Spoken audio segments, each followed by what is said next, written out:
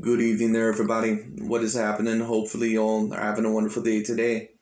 So, anyways, man, I thought that I would talk about this conversation because I thought that it would be very interesting. And it's also a way for me to kind of kill two birds with one stone. I've always had a lot of conversations, and, I've created this channel. At least I've started doing videos really within the past year, maybe about a year and a half now. But I kind of started this newer channel last year. When it came down to it. And of course, now I talk a lot about boxing and a lot of sports in general. But when it comes down to it overall, I've done a lot of videos, especially within the past several months, about Canelo Alvarez and how, in my opinion, Canelo Alvarez is the number one pound for pound fighter. I believe overall that when we take a look at all the categories that at least I like to rank by, and the four categories that I rank by, when we talk about a pound for pound fighter, or really any fighter, I rank them off of four categories. I rank them off of resume, I rank them off of accomplishments, I rank them off of dominance, and I rank them off of skill set. Those are the four categories that I rank by, and it's exactly in that order overall from most important, least important. Because resume is the most important thing. Dominance also is a very important thing as well. Well, the interesting thing about this video, and we're going to review a video by this one channel called AKHi TV. I've reviewed a few of his videos before, mainly because a lot of the times I think he tries to push a certain amount of narratives, false narratives, or propaganda about certain fighters, either that he likes or that he doesn't like, depending on who it is. Well, Terence Crawford and Jermell Charlo, those are two fighters that AKHi TV and new media very much tend to like when it comes down to it. But both Terence Crawford and Jermell Charlo, they have had at least, I guess if you want to call it a mini beef or a mini argument with each other. I believe Jermell Charlo not too long ago said something about Terence Crawford to where overall he said that Terence Crawford should not be as high on the pound for pound list. His resume really needs to be checked. And what I'm going to say is this. I don't completely disagree with Jermell Charlo saying something about Terence Crawford's resume because, in my opinion, I think Terence Crawford, at least with how deep he is into his career, I think overall that you can't really find a lot of A-class fighters there on his resume. Really, if you want to argue any A-class fighters. I mean, maybe Yuriorkis Gamboa, maybe Victor Postal. But besides that, I'm not really sure if you would claim that any other fighters on his resume are A-class fighters or elite fighters. So it is what it is. As for Jermell Charlo's case, Terence Crawford said something about his most recent fight. And of course, if you watched this most recent fight with Jermell Charlo and Brian Castano, you know that Jermell Charlo was very fortunate to get out of that fight with a split decision draw. Because in all reality, in my opinion, if I had to pick a winner, and I don't necessarily have a huge problem with the draw, but if I had to pick a winner in that fight, it probably would have been Brian Castano. And obviously I'm not the only one with that opinion because there's a multitude of professional boxers and former champions out there that also said the same thing. And Terence Crawford is one of those current boxing champions that also believes that Jermell Charlo lost. Now, is a part of that maybe because there's a little friction between them? Maybe. But I think Terence Crawford and Jermell Charlo, they actually bring up very good points about each other when it comes down to it that I'm also going to bring up as well, and that I've been saying about them for a very, very long time. So we're going to talk about their pound for pound ranking. I'm going to talk about where I think they are necessarily in the scene of boxing. And we're also going to talk about the most recent fight that happened between Jermell Charlo and Brian Castano. We're going to hear what AKHi TV has to say. Let's get into it.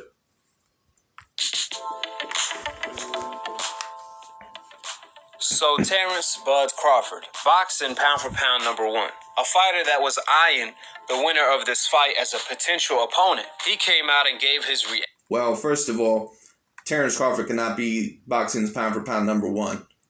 At least in my opinion. And you'll see that there's only one list. And I'm not even sure if they rank him as the number one pound for pound fighter anymore. There's only one list out there that ranks Terence Crawford usually as the number one pound for pound fighter, and that's ESPN. Every other list, about 70% to 80% of the other lists out there, and I'm not saying that every list out there is a great pound for pound list, but the majority of them know who the real number one pound for pound fighter is of today, and that's Canelo Alvarez.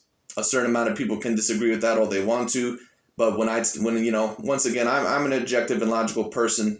I'm not going to judge overall by a lot of stupid categories. I rank things off of tangible evidence. That's what I rank things off of. And my pound for pound list, for you to be on my top 10 pound for pound list, you have to have an A grade, at least probably in a couple of categories. So that means you have to have at least 50% of the categories filled out with an A grade, whether it be A minus to A plus.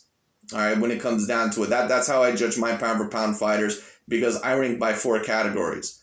From most important to least important, I have resume at the top, I have accomplishments in seconds, I have dominance in third place, and I have skill set in fourth place.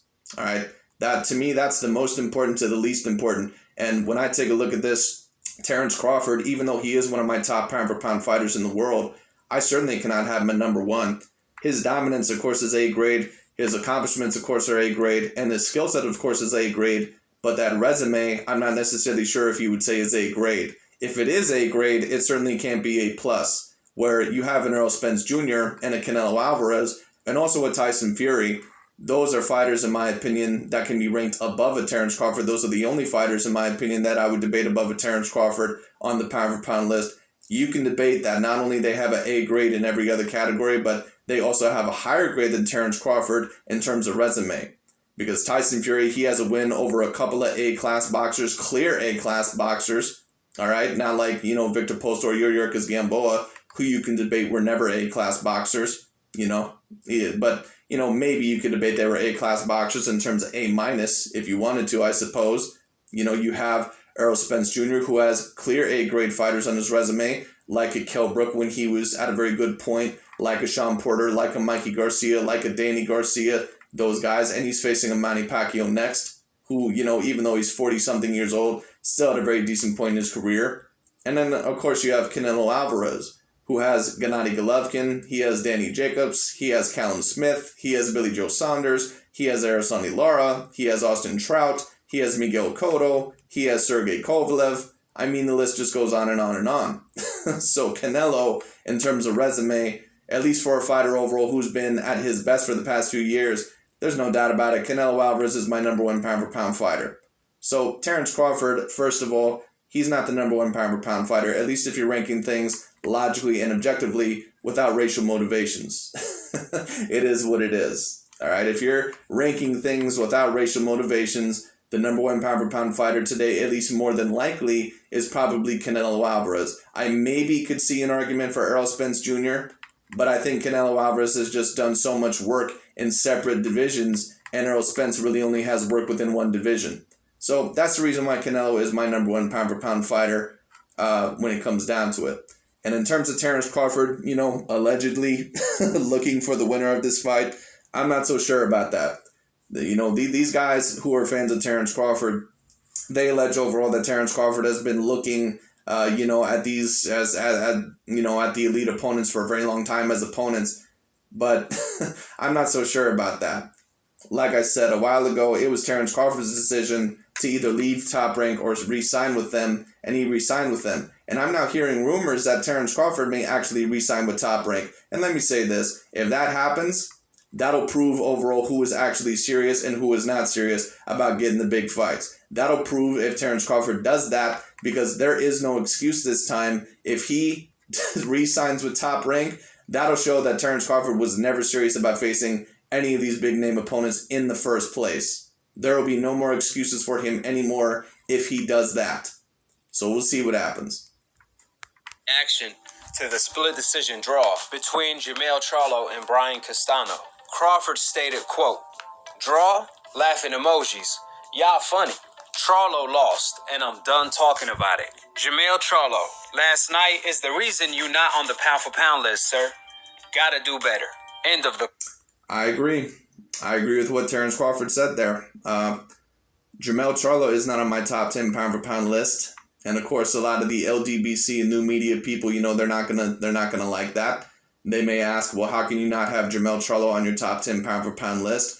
The man overall is nearly completely unified, and he's beat some very good fighters. Well, he's beaten talented fighters, but they're B-grade fighters. And that's the problem. Once again, if I take a look at my top 10 pound for pound list, I mean, these are the 10 fighters that I believe I have on my pound for pound list right now. In no particular order. Let me just say the top 10 right now. I have Canelo on there. I have, let's see, who else? I have Errol Spence on there. I have Tyson Fury on there. I have Terence Crawford on there. I have Teofimo Lopez on there. I have Josh Taylor on there. I have Alexander Usyk on there. I have Anthony Joshua on there. I have Naoya Inoue on there. And I also have Manny Pacquiao on there, if I didn't mention him before. Maybe I said another name repeatedly. I don't know. But those are the 10 fighters that I have on my top 10 pound for pound list. Maybe I forgot somebody because I have a feeling I maybe said someone's name twice. I can't remember. But when it comes down to it overall, those are the top 10 fighters that I have on my pound for pound list. I also have Terence Crawford on my top 10 pound for pound list. I cannot have Jermell Charlo, who within his past 4 to 5 fights has a loss against a B-class fighter when it comes down to it in Tony Harrison. I mean, that is going to bring you down some points on top of that. I think Jermell Charlo is an A-grade fighter, but I'm not sure if you would say that he has an A-grade skill set. Some people would heavily disagree with me. It is what it is. But the way that you looked against Tony Harrison in both fights, and also the way that you looked against Brian Castano, I mean, that tells me everything that I need to know right there. And then on top of that, you have a draw against Brian Castano, who is the best opponent that you've ever fought in your career. I'm sorry, but I can't have you on my top 10 pound for pound list. Sorry. Just can't happen. And on top of that, you've never beaten an A-grade fighter. So it is what it is. I can't have you on my top 10 pound for pound list when I have several other fighters. And even if we were to talk about the top 15, there still may be some people above Jermell Charlo. So it is what it is. Quote. So Terence Crawford, just like the majority of the people, he had Castano winning the fight, along with other champions as well, such as Andre Ward, David Benavidez, etc., etc., etc. So, like I said before, the fight was very close. Therefore, if you have Castano winning the fight, you got it right. You are not wrong. However, if you have the fight a draw, you're not in the wrong either. But if I'm not going to disagree with that either, because, like I said, I thought the fight was very, very close. Like I said in my fight breakdown or in my fight review, I had 6 solid rounds for Brian Castano. That means that I thought that there were 6 rounds that Brian Castano clearly won. I had 4 rounds that I thought Jermell Charlo clearly won, and there were 2 draw rounds. So once again, if you were to score those 2 rounds for Jermell Charlo, no problem. But in my opinion, was Brian Castano, did he do enough to more than likely be the victor? Yes, I believe he did.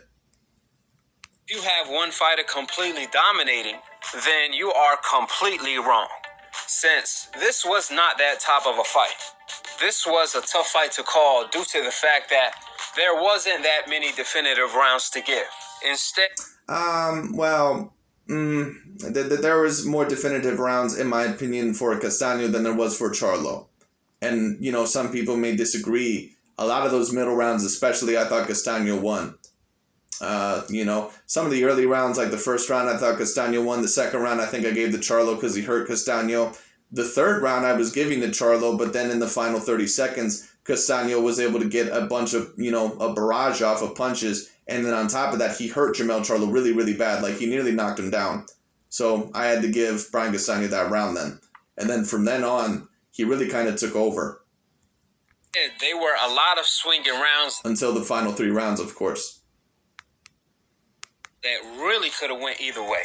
Each fighter had their moments. When the fight was in the center of the ring, it was mainly Jermell Charlo scoring.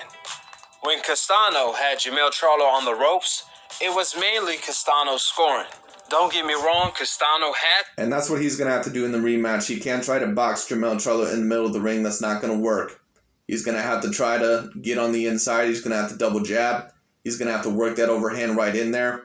Just don't get too repetitive, you know. Don't get too repetitive to the point to where Jermell Charlo, he can track that pattern, and overall he's going to be able to hit you with something that'll hurt you. That's what he's going to have to do. As for Jermell Charlo, what do I think he's going to have to do? Well, I think, really, to be honest with you, for both of them, I think they need to have a body attack early on, especially left hooks to the body when it comes down to it.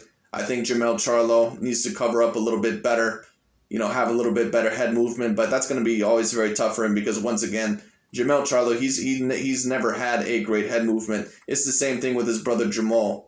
They've never had a great head movement. Some success from the outside every now and then. So did Jermell Charlo. He had success as well from the ropes. He managed to hurt Castano. I didn't see very many opportunities in this fight where very many moments where Jermell Charlo had a lot of success when he was up against the ropes. I mean, there were some punches that he would land.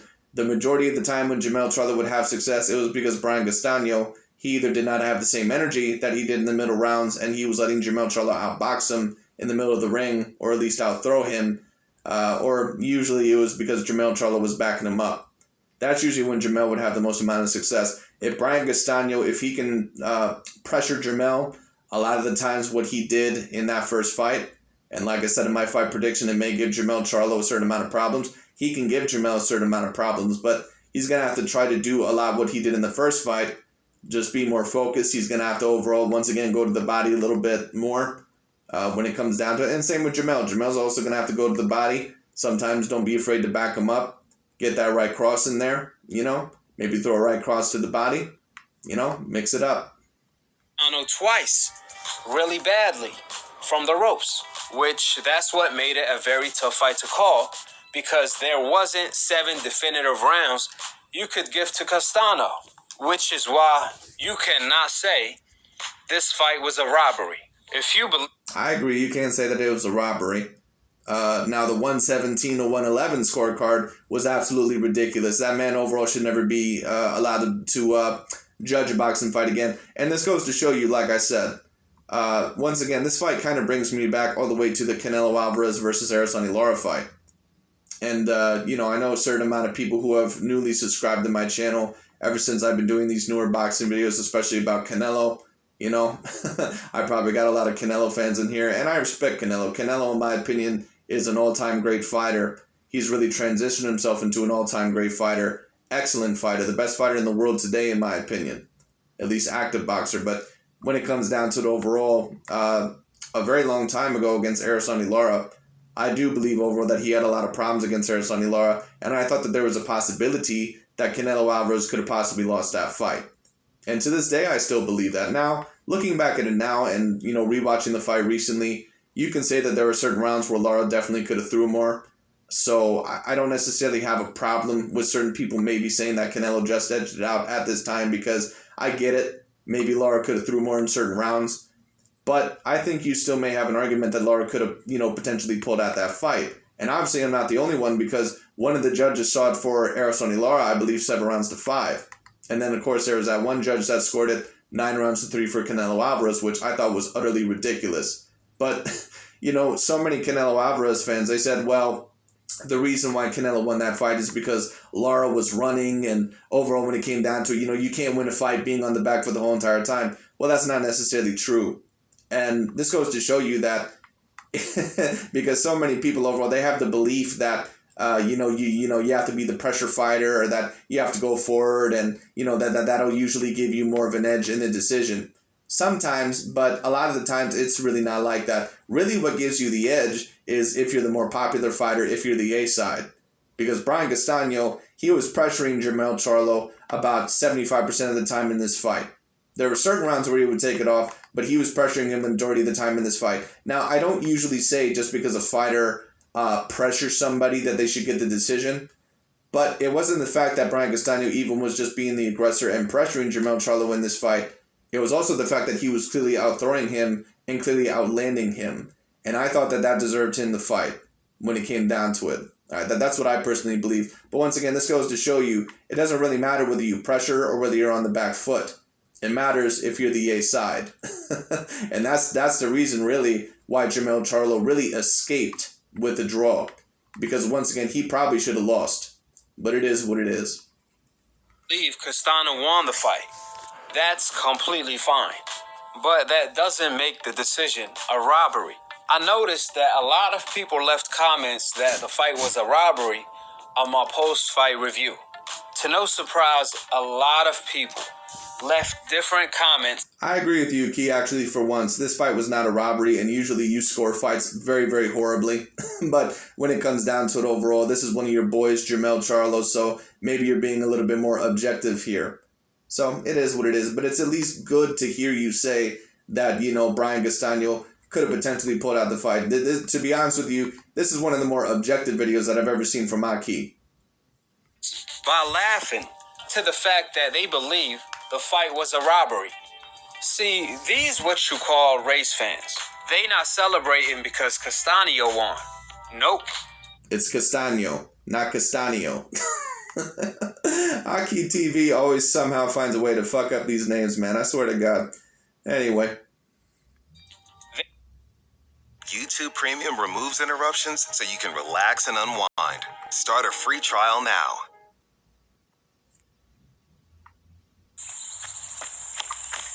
Look at those pants and that swishy jacket. They celebrating because Jermell Charlo lost. They more happy. Well, I don't completely disagree with you. There are a certain amount of people out there that maybe are happy or were cheering against Charlo, maybe because of his race when it comes down to it. But AKHi and the LDBC new media, let's admit, they do that a certain amount of times as well. All right? Do you think they were rooting for Tyson Fury overall in that Deontay Wilder rematch? Or who do you think they were cheering for and why? So let's get real. And I'm not saying that it's a good thing that happens when it comes down to it, but it's whatever. That's just a part of sports, unfortunately. But it is what it is. But in my opinion, I agree with AKHi TV. This was not a robbery. It was a very close fight. In my opinion, would I have scored it for Castano? Yes, I would have. I think that he just narrowed it out. But, I don't have a problem with the draw. Now, a draw like the Tyson Fury versus Deontay Wilder fight that happened a few years back in 2018, that was a horrible decision because I don't see how you score that a draw whatsoever. This fight was not a robbery. That Tyson Fury versus Deontay Wilder first fight, that's what you call a robbery. Anyway. To the fact that they believe Jermell Charlo lost, then to the fact that they believe Castano won. There was a comment that said, Jermell Charlo lost, accepted. Castano won clearly. This was the biggest robbery. Laughing emojis. Another comment read, Castano obviously won. Shake my head, laughing emoji. There were a lot of different comments like that, suggesting that Castano got robbed. However, they laughing at the fact that Castano got robbed. Now, first of all, I gave Charlo 3, maybe 4 rounds. 3 rounds, in my opinion, is a little bit too little. 4 rounds, like I said, that's something within the realms of reality. I don't have a problem with that. But yeah, Charlo at least won a good solid 4 rounds, in my opinion. Maybe about 5. You could argue 6 if you really wanted to, if you were, being really generous. But that's up to you. If these people were actually sincere that Castano got robbed, they wouldn't be laughing. Because getting robbed in the sport of boxing is not a laughing matter. Fighters put their life, sweat, and tears into this. So getting robbed is not funny whatsoever. No, it's not funny, but there's a certain amount of people overall that do laugh overall when it comes to a robbery. But they're not laughing overall, obviously, because it's funny. They're laughing overall, obviously, because of sarcasm. They're basically saying, wow, this dude really should have lost the fight, and they still gave him the fight anyway. Basically what they're laughing at is that, this dude really is only winning his big fight because the judges were on his side. That's really overall what their point is being. But once again, I've seen, a few decisions. Now, the draws that I've seen in recent years during my time, like when we talk about the Gennady Golovkin versus Canelo Alvarez draw, that, in my opinion, was also not a good draw. I thought Gennady Golovkin clearly should have won the first fight. But even that draw, I can maybe see a little bit more understandable than what, the Tyson Fury versus Deontay Wilder draw was. But out of all the draws that have happened recently in recent years that I've seen, this was probably the one that I was the most okay with. I didn't have a problem really with the draw. Someone explain why these Castano fans that are pretending to be Castano fans are laughing at the fact that he got robbed, according to them. If anything, they should be mad, outraged, and upset that Castano got robbed. That's the natural reaction as a sincere fan, instead of joking and laughing to the fact that their fighter got robbed. But we all know what time it is. These aren't Castano fans. These are Jermell Charlo haters. I agree with you there. AKA race fans. But well, okay, you're a race fan as well. You're a race fan when it comes to Vasyl Lomachenko. You're a race fan when it comes to Tyson Fury. You're a race fan when it comes to Canelo Alvarez. So let's stop, putting on the bullshit. Once again, it's always so hilarious to me how these LDBC and new media members, they talk so high and mighty and they say overall, oh, well, so many people hate these black fighters. And there are a certain amount of people that hate the black fighters just because they're black fighters. But, when it comes down to it, if you're going to do a lot of the same shit, when it comes down to it, then you don't have the right to throw stones, or cast stones, upon anyone else. It is what it is. Or, put blame upon anyone else. somewhere in Texas, Jermell Charlo is screaming, race don't matter. Now back to the main point, to what really classify as a... Well, I'm not sure if Jermell Charlo overall was saying that race all in all doesn't matter in boxing. I think what he was trying to say overall about Deontay Wilder is that race didn't matter when it came to your fight. And that it's not going to matter in that third match because Jermell believes that Tyson Fury did not cheat. But it is what it is anyway. Robbery. A robbery is when you have a one-sided performance, a dominant performance, where there's a clear winner. However, that fighter doesn't get the win. Now, well, in my opinion, you also can have a robbery when there's a fight that is close, but there clearly should have been a winner. Like let's say Canelo Alvarez versus Danny Jacobs. That actually was a very decently competitive fight. I thought Canelo took a lot of the early rounds. I think you can maybe argue that Canelo won 7 to 8 rounds, but he clearly won the fight. It was a close competitive fight, but let's say had they scored it for Danny Jacobs, that obviously would have been a robbery. There's no debate about that. Errol Spence versus Sean Porter, that was a competitive fight, but I thought Errol Spence won 8 rounds to 4. One of the judges somehow saw it for Sean Porter. In my opinion, that judge shouldn't be ever scoring another boxing fight again.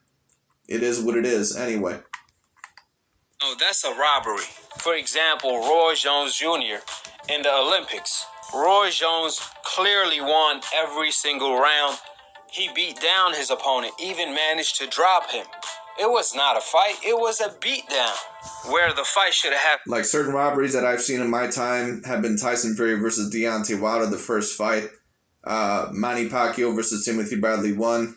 That was a very big one. I'm trying to think of another one. Has there been another one that I've seen? Araceli Lara versus Paul Williams. That's probably the worst one that I've seen. Can't really think of anything else right now. Been stopped. However, some way, somehow, Roy Jones ended up losing the fight and his gold medal. You also have Chavez Sr. versus Pernell Whitaker, where Sweet Pea Whitaker That was a very bad one as well. clearly won the fight by dominating Chavez Sr. when they were both undefeated. However, the decision was a draw. Now, that was clearly a robbery because there were 10 definitive rounds you could give to Pernell Whitaker. But I've never watched the full fight overall for myself, but I've seen certain rounds overall, and I have seen certain highlights overall. Pernell Sweet Pea Whitaker, at least from the look of it overall, to me, it looked like he was dominating that fight. But maybe I'll have to watch the full fight for myself. again, when it came to Jermell Charlo versus Brian Castano, all of the judges had the scorecards all over the place. Beside the 117 to 111 scorecard, Yeah, and even that one judge who scored it for Brian Castano, I thought was a little bit off. Because he scored it 114 to 113 for Brian Castano. That means one of the rounds was a 10-8 round. Which is confusing to me because, in my opinion, you should not score a 10-8 round unless someone gets knocked down. Or they get beaten so bad to the point overall to where they nearly get knocked out, or overall to where they nearly are knocked down. Like multiple times. That's the only way I would ever score a 10-8 round if someone is not knocked down. In my opinion, there never should have been any 10-8 rounds in this fight. was obviously a Canelo Alvarez type of scorecard. But beside that, even on Showtime unofficial, I agree, and also a Deontay Wilder type of scorecard. Anyway. Scorecard, they even had the fight a draw, even though they were praising Castano all night, which is exactly why this fight was not a robbery. On one hand, Castano threw more punches. There's a night that will remind you how big. But on the other hand, Jermell Charlo was doing more damage whenever he connected. I mean, he did more damage in certain rounds. Listen, what I'm going to say is this. There's a lot of people overall that always love to say, well, this person landed more punches and overall connected more. You can't always go by those statistics. You have to watch the full fight for yourself. You know why that is? Because someone can have a really, really good round, or they can have a really good 2 rounds to where, let's say, they land 40 punches within those 2 rounds, when it comes down to it. But then the next 3 rounds occur when it comes down to it, and the other fighter all of a sudden starts outboxing his opponent, but it's, he's not as dominant in those rounds as the other fighter was in those first 2 rounds. So the other fighter, he doesn't land, 40 punches within these 2 rounds, but he lands, let's say, about 22 punches. But the other fighter, all of a sudden, he can't keep up with the other fighter, so instead of landing 40 punches, within those 2 rounds, all of a sudden he's landing, 10 to 15, because his defense improved. So the statistics at the end of the fight, you can't always go by those. Now, in my opinion, this was an example of a fight where, in my opinion, it still should have went to Brian Castano, because the majority of the time in the fight, he was out landing and he was out throwing Jermell Charlo. I thought overall that he did enough. And when I say the aggressor, I'm talking about someone who throws more and lands more in the fight. When we talk about him being the aggressor in terms of those, statistics, in terms of that, yeah, he certainly deserved to win the fight, in my opinion. It's properly. Jermell Charlo, if he was not Jermell Charlo, he would have lost this fight. Let me just put it that way. He actually hurt Castano really bad. Therefore, you have to factor all of that in, which makes it a tough call for the judges. I mean, I don't know about you guys, but when I was watching the fight, I wasn't watching the fight to be scoring it, but there were a lot of rounds. Is that why your scorecards the majority of the time are so awful? Because you're not scoring them live? I scored it live. Like I said, I remember the exact score that I had it. I had Castano winning clear 6 rounds. I had Jermell Charlo winning clear 4 rounds. And I had 2 draw rounds. So like I said, a draw, in my opinion, is not the worst scorecard. Where, when the round ended, I asked myself, who the heck won this round? Because Charlo will clearly win the first half of the round. Then Castano will steal the round in the last minute. You can argue that when it came down to it. You can certainly argue that for some of the latter rounds, maybe even some of the beginning rounds when it came down to it. But overall, I believe Jermell Charlo did lose a certain amount of the rounds in this fight.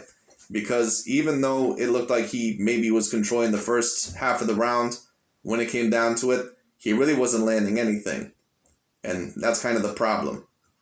So, due to all of the above, a draw is cool in my books. A draw is better than Castano losing the fight and not getting the rematch. I mean, let's not forget the fight was in Charlo hometown. So Castano getting a draw is not that bad if you factor all of that in. This will set up a rematch and a bigger fight next. Just like when Gennady Golovkin... That's if Jermell Charlo wants to take the fight out, Key. Once again, these guys overall, they've been bad-mouthing Tyson Fury and Canelo Alvarez and all the fighters, let's be real, of a different demographic that they tend not to like when it comes down to it. They've been bad-mouthing these fighters for a very long time for, allegedly ducking fights. And certain fighters out there, like a Gennady Golovkin, certain fighters out there, overall like a Ryan Garcia, I do believe overall that they're ducking certain fights.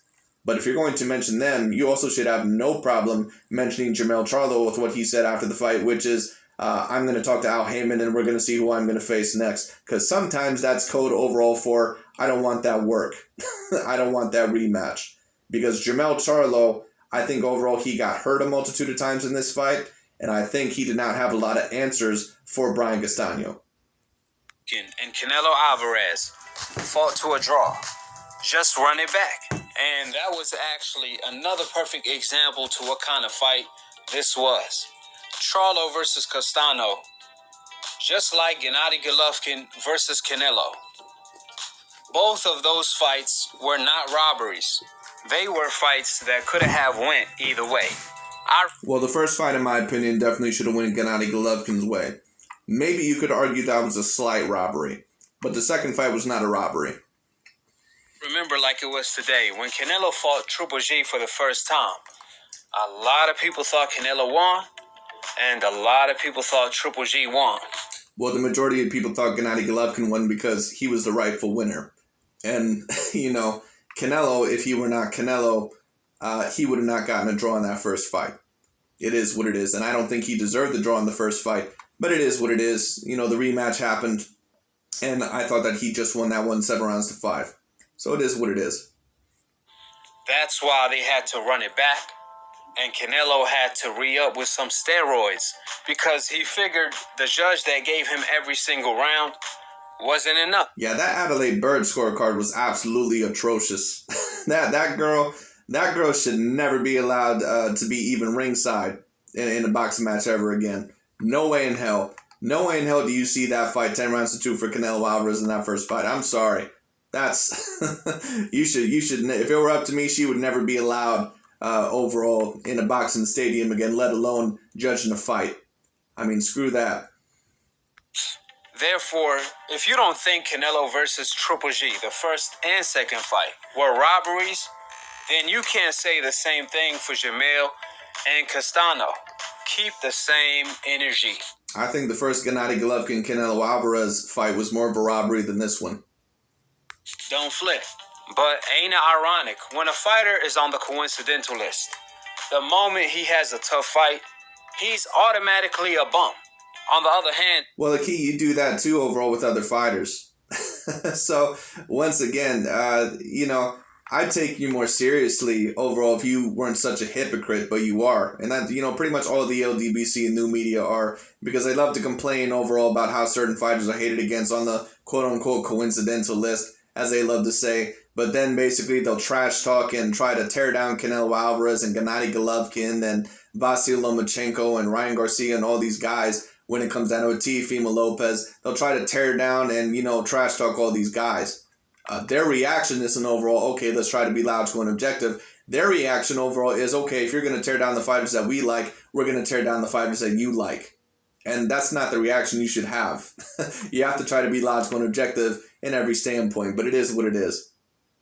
Fighters on the hope list get knocked out all of the times by fighters from the coincidental list.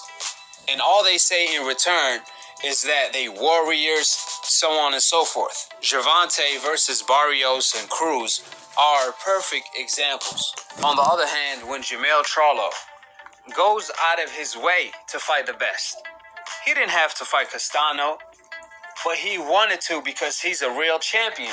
He wanted to prove he's the best in one of the most deepest divisions in boxing. He tried. It's interesting that all the LDBC and new media, they call 154 pounds one of the deepest divisions in boxing. But Canelo, who's at 168 pounds, is facing undefeated champions, fighters who are either multiple weight division champions or A-grade fighters. And they say that Canelo is the European assassin, and overall that Canelo Alvarez is facing these weak, you know, opponents. I've already said this about 154 pounds. Besides Castano and Jermell Charlo, there's no other A-class fighters there. Julian J. Rock Williams is not an A-class fighter. Jarrett Hurd is not an A-class fighter. Erickson Lubin is not an A-class fighter. Jason Rosario is not an A-class fighter. Tony Harrison certainly is not an A-class fighter. None of those fighters are A-class fighters. Now, it is filled with a lot of physical talent, meaning that you got some great athletes there. But when we talk about their skill set, no, they're not A-grade fighters. You know, once again, an A-grade fighter, that's someone who can do great work in multiple divisions. And when we talk about A-grade fighters, possibly at the 154-pound division, there's only 3 fighters at that division that maybe could do work overall at other divisions. 1 would be Jermell Charlo, 2 would be Brian Castano, and 3, maybe, if he could guard that shin made out of tissue paper, would be Julian J. Rock Williams. So it is what it is. Anyway. To become undisputed. Unlike Canelo, who stated his... Here we go. Here we go. Every time overall he has to mention Canelo Alvarez's division. Once again, if Canelo Alvarez were to fight one of these dudes at 154, no one would be saying that that's an A-grade fight. If you think that Canelo Alvarez, if he fought Brian Castano next, do you think overall that they would be claiming that that's an A-grade fight? Do you think that Canelo Alvarez versus Julian Jarrett Williams or Erickson Lubin, let's say Canelo were to face Erickson Lubin next, or Jason Rosario, do you think that people would claim that that's an A-grade fight? Of course not. Dream and his goal is to become the undisputed champion at middleweight. Putting the fact that he's fighting in June aside, can you give me your thoughts about the possibility of a fight against Demetrius Andrade and the prospect of becoming the undisputed champion? Sí, no, el que tenga el título, eso es lo que queremos el título y pues obviamente ese es el objetivo, ¿no? Vamos a sentarnos con nuestro equipo a ver qué es lo que viene, pero el objetivo es ganar los 4 títulos en peso medio. Yes, that's the goal. Look, whoever has the title, doesn't matter. Our goal is to unify all the belts, become the undisputed middleweight champion of the world. But the moment the competition got too real, when Charlo became his mandatory and Andrade became a champion, Canelo out of nowhere changed his mind. Just tell me what I need to know. Where is it? It's on the beach, ocean views. It was supposed to be a surprise. She doesn't like surprises, Dave. Thanks, Captain Obvious. Booking a trip can feel dramatic, but with free cancellation, you can't go wrong with Hotels.com. His goals and his plans of becoming undisputed, turning down $40 million guaranteed to fight Andrade for undisputed. Allegedly. Isn't it so interesting overall they bring that up? And maybe that's true. I'd have to do a little bit more research on it. But when Deontay Wilder turns down that that millions of millions dollar deal against Anthony Joshua, they don't blame Deontay Wilder for it. Interesting. Biggest purse of his career for his biggest fight of his career. For his biggest accomplishment of his career. In order to go... The biggest accomplishment of his career by defeating Demetrius Andrade? Okay. Go for an easier task to become undisputed. And once again, like I've said, if that Caleb Plant fight happens next, Caleb Plant overall, in my opinion, is a bigger challenge than both Jermell Charlo and Demetrius Andrade. Certain people ain't going to like that. It is what it is. I've already said this about Caleb Plant, in my opinion. Now, I don't have any of those 160 or 168 pounders beating Canelo Alvarez anyway. But Caleb Plant is the only one out of all the fighters, like a Billy Joe Saunders, out of a Jermell Charlo, out of a Demetrius Andrade. He's the only one that I've never seen have an unimpressive performance. Now, certain people overall may say, well, it's because of the competition that he's facing. Well, you can say that, fair enough. But he does have a very good win over Jose Uzcategui when he was a decent fighter, at least a solid B-plus fighter when it comes down to it. And if we're talking about Jermell Charlo and Demetrius Andrade and David Benavidez and the rest of these guys, they've had lesser performances against pretty much the same level of competition. And that's really the problem. None of them really have fought A-grade competition when it comes down to it. But Caleb Plant, in my opinion, is the one that looks the most impressive out of all of them. So, in my opinion, he's the biggest threat to Canelo. 168 in a Europe. Even though I don't give him that great of a chance, I think I give him about a 30% chance. But it is what it is. European division. One of the weakest divisions since Canelo already stole Benavidez. Exactly. One of the weakest divisions out there is what AKHi TV says. But, even though there's certain undefeated fighters there, they're used to, like Callum Smith, he was undefeated. Now, once again, I wonder if Jermell Charlo, if he went up to 168, or Demetrius Andrade, if he went up to 168, and had they defeated a Billy Joe Saunders, had they defeated a Callum Smith, or what if they were facing a Caleb Plant next, I wonder what they would be saying. Would they still be calling that a weak division? Okay. Built without facing him.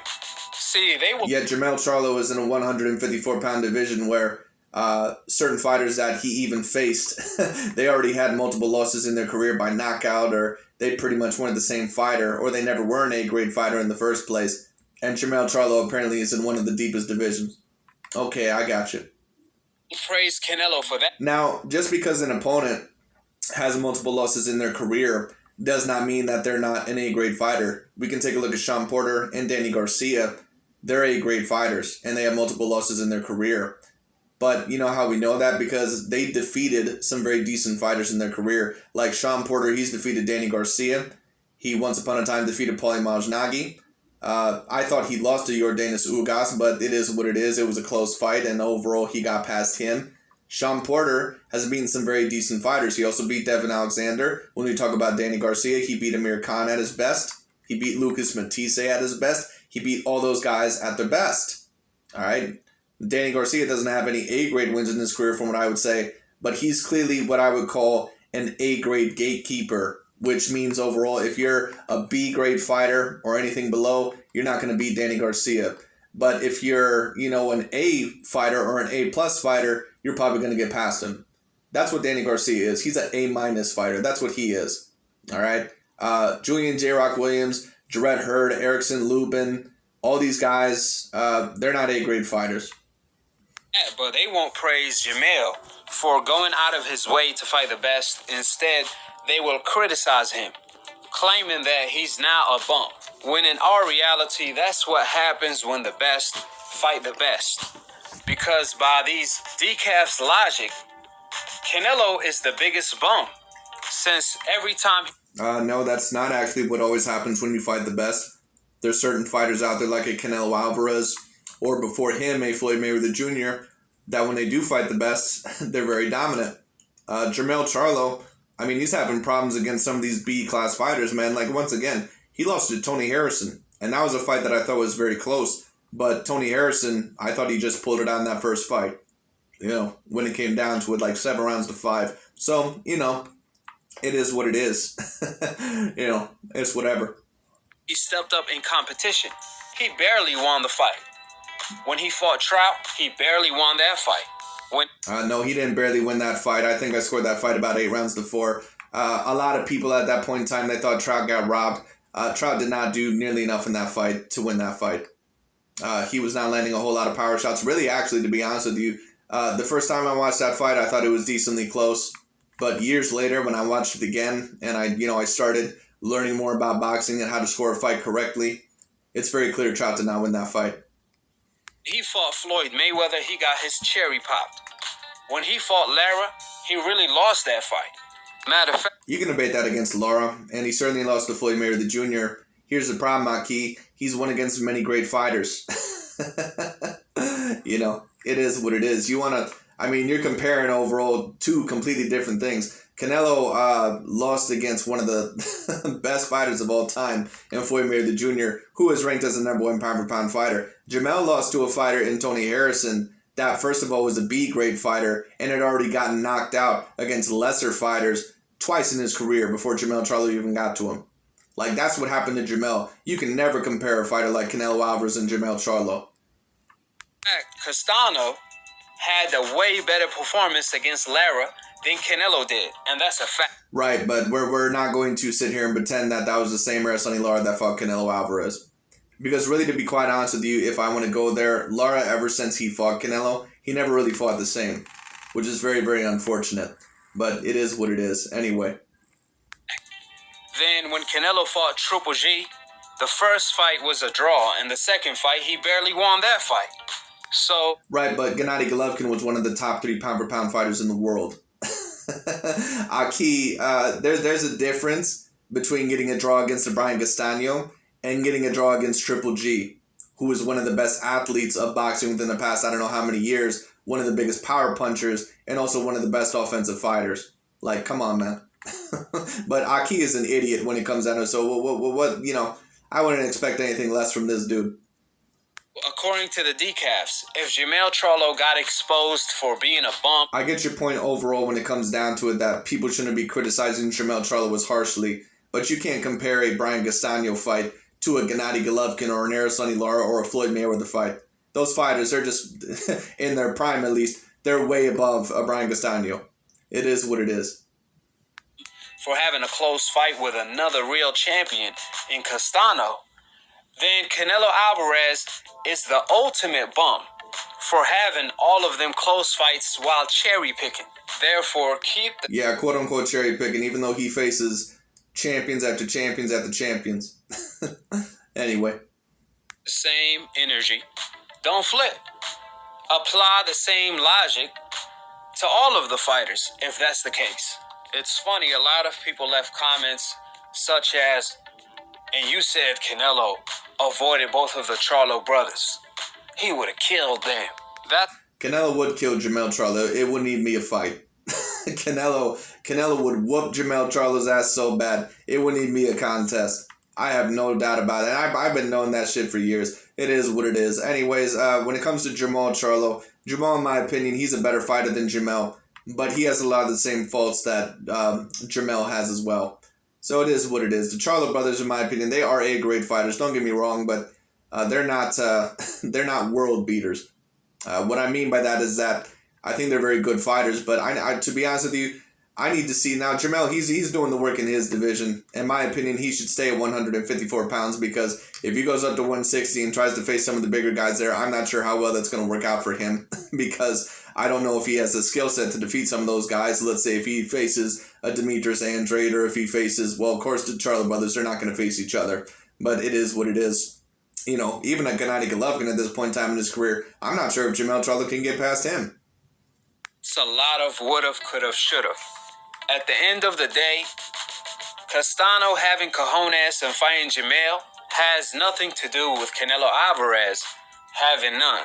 The fact that Canelo... Yes, Canelo Alvarez apparently has no cojones, even though he's facing top-level elite fighters. Anyway. Ducked both of the Charlo twins fight. And Jermell Charlo, you know, he won't face any elite contender. Anyway. It's already stamped in history, and nothing is going to change that. Jermell and Jermall could lose, but that's not going to change the fact that Canelo ducked both of them and Andre. The only fighters that will make an impact is the fighters that beat them or fight them. That's who gets the credit, the fighter who was brave to do so. Well, that's fine, but Canelo Alvarez also gets a lot of credit from me because he faces fighters overall that are, at least as of recently, he has fought people that not only have been above the Charlo brothers, in my opinion, in terms of almost every category, but he's also beat certain people, especially recently, that in my opinion are on a similar level. I mean, to be quite honest with you, that Billy Joe Saunders that I've seen against Canelo Alvarez in his last fight, he would have tore up Jermell Charlo. But it is what it is anyway. But we all know what time it is when it comes to Canelo. If there's no ducking, there's no life in boxing. That's a Canelo quote, by the way. And last but not least, I remember like it was today when Jermell was going out of his way to please the Canelo fans and all of the decafs to try his best to get them to like. So if you don't, you know, if you think Canelo Alvarez overall is the number one pound for pound fighter, you're apparently an idiot. You're a decaf when it comes down to it. You should have Terence Crawford as the number one pound for pound fighter. You know, someone who doesn't have any A-class fighters in his career. Or the A-class fighters that he debatably has fought in his career, they're not A or A-plus fighters. You know, they'd like, Terence Crawford has never even fought one top 10 pound for pound fighter in his career. Like, you can never be, the best fighter in the world, or excuse me, the number one pound for pound fighter in the world when you have never fought a top 10 pound for pound fighter. I'm sorry, that's just my opinion. You know, it is what it is. Everyone else on the top 10 pound for pound list has mainly fought a top 10 pound for pound fighter. Like, when we take a look at Canelo Alvarez, he fought Lara, who at one point in time, maybe you could have debated as one of the top 10 pound for pound fighters. He beat Golovkin, who was one of the top 3, top 5 pound for pound fighters at one point in time. All right. There maybe even is another fighter that I'm missing. Of course, he fought Floyd, but of course he lost that fight, so I'm not going to mention that one when it comes down to it. You know, when we talk about Errol Spence Jr., Mikey used to be in the top 10 pound for pound. Kell Brook maybe just scratched the surface of the top 10 pound for pound. All right. You know, when it comes down to it. So Errol Spence has fought somebody there. When we talk about Tyson Fury, in my opinion, Deontay Wilder, he never was top 10 pound for pound, but he would have been top 20 probably when it comes down to it. You know, and on top of that, he did defeat Vladimir Klitschko, was when I believe he was one of the top 5 pound for pound fighters in the world. So Tyson Fury has done that. Teofimo Lopez recently defeated Vasily Lomachenko. He was one of the top 10 pound for pound fighters. Josh Taylor, I'm not sure if you would debate that he's defeated anyone in the top 10 pound for pound when it comes down to it. But once again, I don't have him at my number one pound for pound spot. But my point being is this.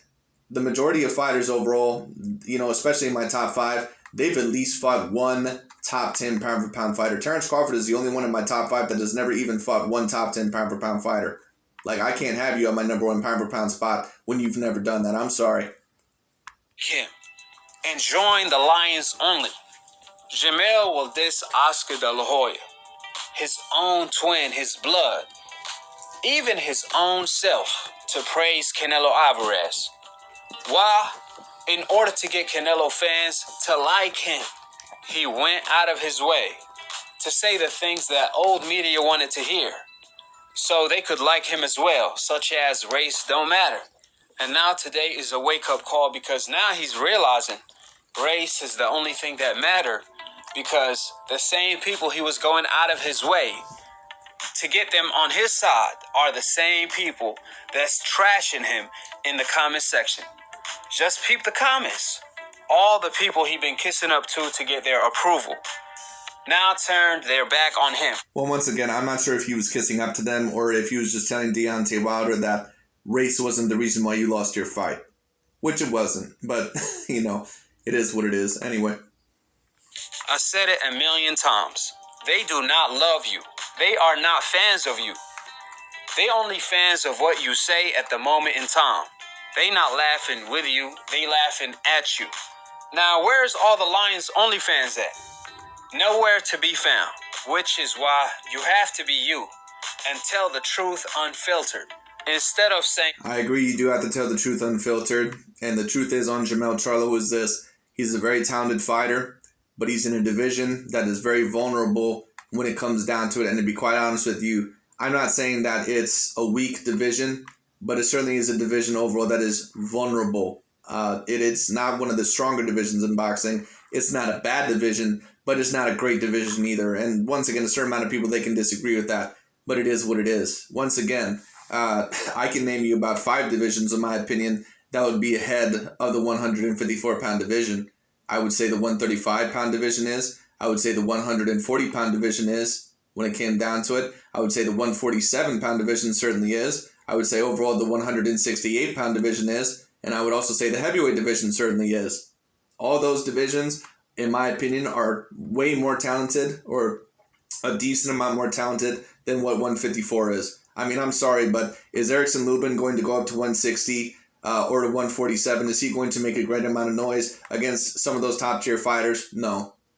All right, is Jason Rosario going to do that? Is Julian J-Rock Williams going to do that? I mean, maybe if they faced, you know, an elite 147-pounder, maybe they could give them some trouble because they're, you know, a decent amount bigger than them. But let's be real, the majority of fighters there, if they're facing a skilled fighter overall that is near their same size, they're not really going to give them a whole lot of trouble, at least if they were to move up. Like Jarrett Hurd, you know, and Julian J-Rock Williams, if they go up to 160 when it came down to it, and if they faced a Demetrius Andrade, would you bet any of those guys to possibly beat Demetrius Andrade? Even a Gennady Golovkin at this point in time in his career, or Jermell Charlo? No. It is what it is. Anyway. Or even a Billy Joe Saunders. In my opinion, no. In what they want to hear in order to be liked or loved. At the end of the day, or at least the night, they do not like you. They don't... Is Carter Liberty Mutual? Nothing rhymes with Liberty Mutual.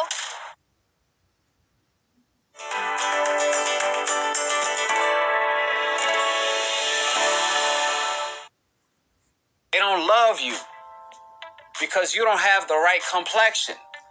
So when Jermell says things like... Yes, just like you don't like Vasily Lomachenko or, you know, Ryan Garcia or Teofimo Lopez or Canelo Alvarez because they don't have the right complexion for you.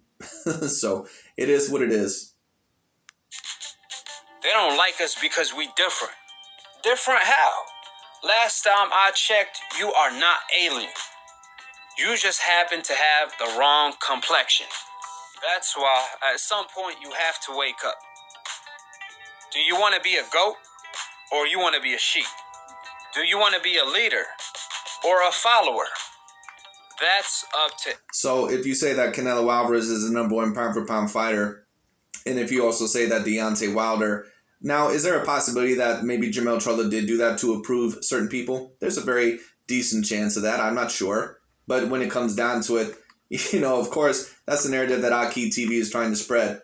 You know, if you go against the Deontay Wilder narrative, or overall, you know, if you say Canelo Alvarez is the #1 pound-for-pound fighter, you're just a sheep, you're going along with the narrative.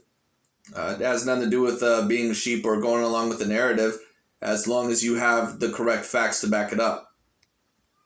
Every single individual. However, I'm not going to give too many jewels on one episode, so tomorrow I have another video dropping on the... Too many jewels on one episode. as if this channel is some sort of gem. Deontay Wilder and Jermell Charlo, so be on the lookout for the cookout. And as far as my takeaways on the fight itself, check out the recap for the fight. I'm going to leave the link for that video in the comment section below. Subscribe below and click on the notification bell to be continued on the next episode of AKHi TV. Peace, and I'm on to the next. Anyway, that's right about it for today. Just thought that I would review this video to see what was going on here. Anyways, we'll see what happens with Mr. Jermell Charlo next. We'll also see what happens with Mr. Terence Crawford next. I'm going to be very interested to see what they do in their career next. Jermell Charlo, at least he's doing work in his division. As for Terence Crawford, his ass is really backed up against the wall right now, because he doesn't really have much time left in his career. I believe he's going to be turning 34, 35 years old sometime this year. He's not getting any younger. He is going to be remembered on if he beat those elite guys in the welterweight division, like a Sean Porter, like a Danny Garcia, like an Errol Spence, maybe even a Manny Pacquiao. And right now, Terence Crawford has not been able to get any of those guys. So I need to see him in the ring with those guys. As for Jermell, if he can't get Brian Castano next, I'd like to see him face Julian J. Rock Williams. But we'll see what happens. It'll be very interesting. Anyways, that's really about it for today. Thank you all so much for watching. We'll talk to you all later.